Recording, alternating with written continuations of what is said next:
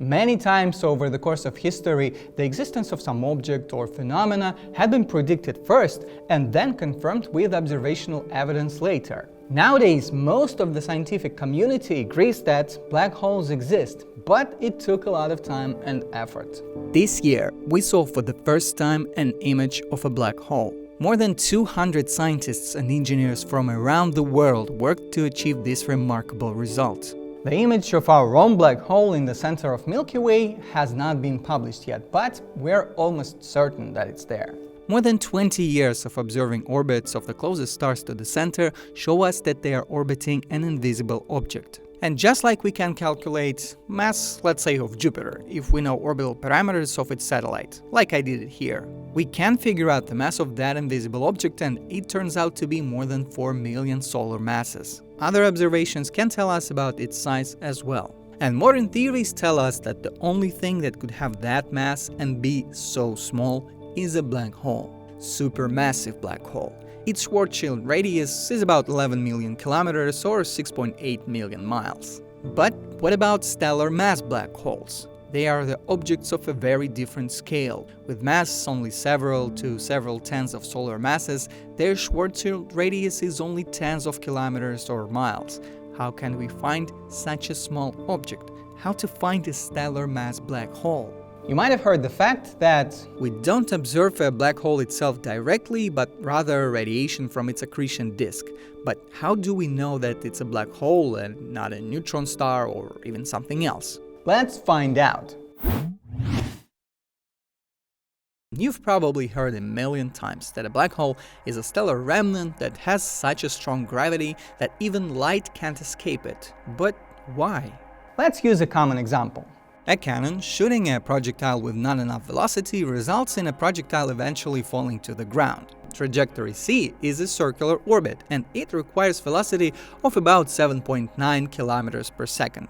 And for the projectile to be able to leave Earth and head to the open space, it needs to reach escape velocity, which is 11.18 kilometers per second for Earth, 6.2 kilometers per second for Jupiter, and over 617 kilometers per second for the Sun on its surface. The idea of an object with black hole properties appeared very early. In 1783-84, John Michel proposed the idea of a star with escape velocity that equals or higher than the speed of light. In this case, just like the projectile couldn't leave Earth without necessary velocity, photons won't be able to leave such a dark star. He also suggested that we won't be able to see such an object directly, but we can look at bodies orbiting it. Reminds you of anything? And in the 20th century, there were Einstein, Schwarzschild, and others, solutions of equations that led to the possibility of black holes. And later, scientists started getting the first observational evidence. What kind of evidence? And of course, we would need hours upon hours to cover everything, so we will focus on several main points. In the 60s, astronomers discovered first astronomical X-ray sources. What you're seeing right now is a modern map. Our atmosphere is not transparent for X-rays. That's why it became possible only when people managed to put X-ray detectors high enough using, for instance, sounding rockets. Today we know a lot of X-ray sources, both galactic and extragalactic.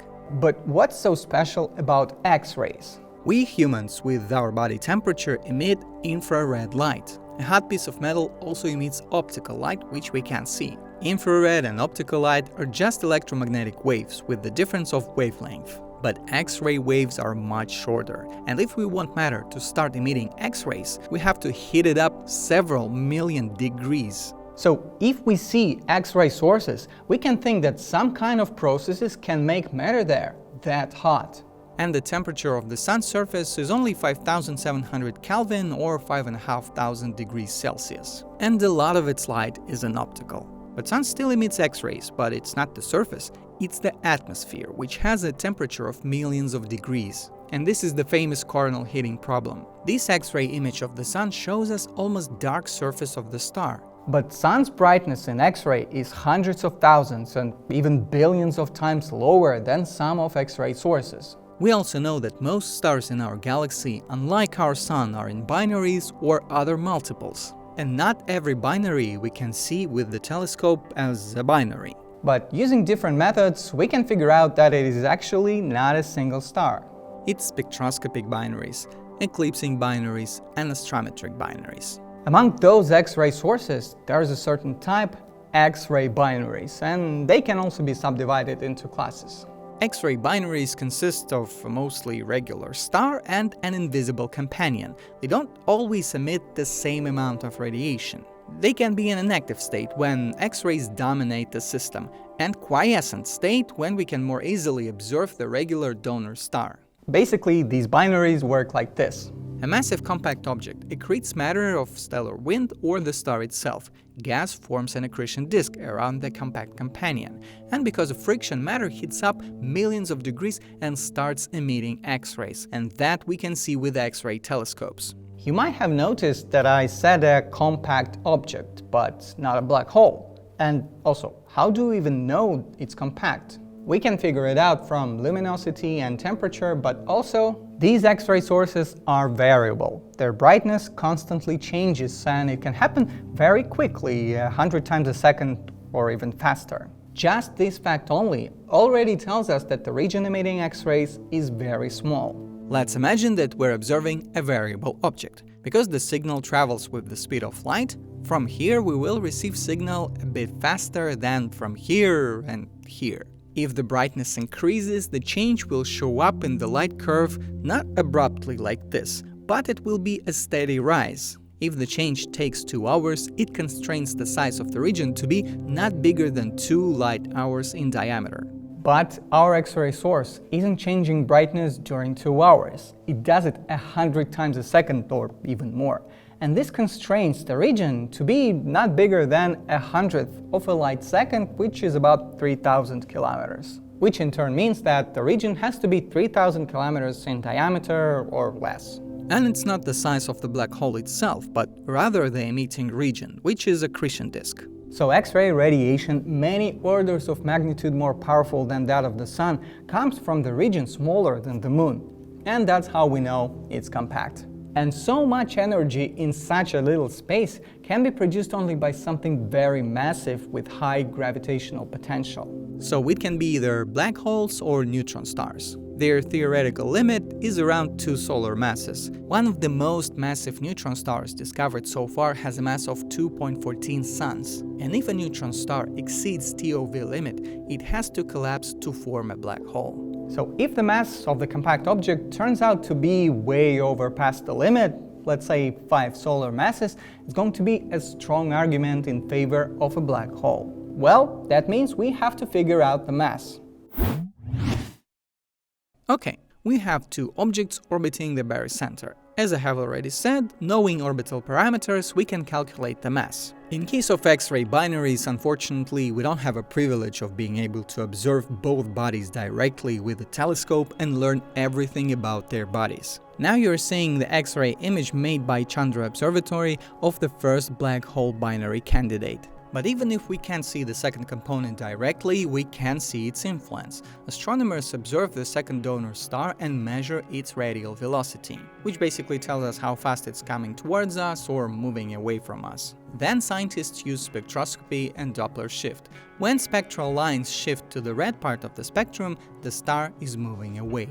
And if light becomes bluer, it comes towards us. We can measure velocity relative to the faraway background star. Observing the star for a while, and it's better to do it during the quiescent state of X-ray binary, we can see that it repeatedly gets further and closer because it orbits in a binary. Based on those measurements, we can make a radial velocity curve and thus know 2 parameters right away. First, its orbital period, how much time it takes to complete one orbit, and also the amplitude of the curve. We observe just radial velocity, which means we can't calculate exact masses of both components right away. We also need to know orbital inclination, because it can be like this, or even this. But even without it, based on only radial velocity curve, we can calculate such parameter as mass function, and it constrains the minimum possible mass for the invisible component. And if we get inclination, which is possible sometimes, we can calculate the mass more precisely. But even only with the mass function, the lower mass limit of the invisible component in many X-ray binaries is higher than 5 solar masses, so most likely they're black holes. Another distinct property of a black hole is event horizon, the boundary which even light can't escape. How can we know it's there?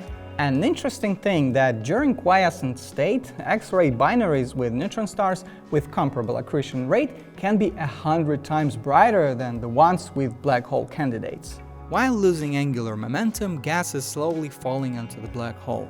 And that's it. Gas becomes the part of the black hole's mass, and it can't radiate from the inside of event horizon. But a neutron star has a visible surface. Gas reaches it, accumulates there, heats up and radiates, and that we can see. So when we don't see such radiation from the infalling gas, it might be because it's a black hole with the event horizon. Also, scientists have different ways to measure how matter spins around the black hole and thus learn its another important parameter, spin. Of course, this is just the tip of the iceberg, and for example, recently astronomers found a non-interacting black hole. Today I haven't mentioned gravitational waves, which also help us learn about black holes. Of course, all those methods I talked about today have their limitations, and there is still a possibility that those are not black holes, but rather some kind of unknown exotic objects. But if we sum up all the available observational evidence, models, theories and calculations,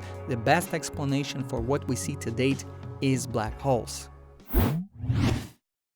Links to all the information sources are down below in the description, so if you enjoyed this video, leave a like and subscribe. Bye!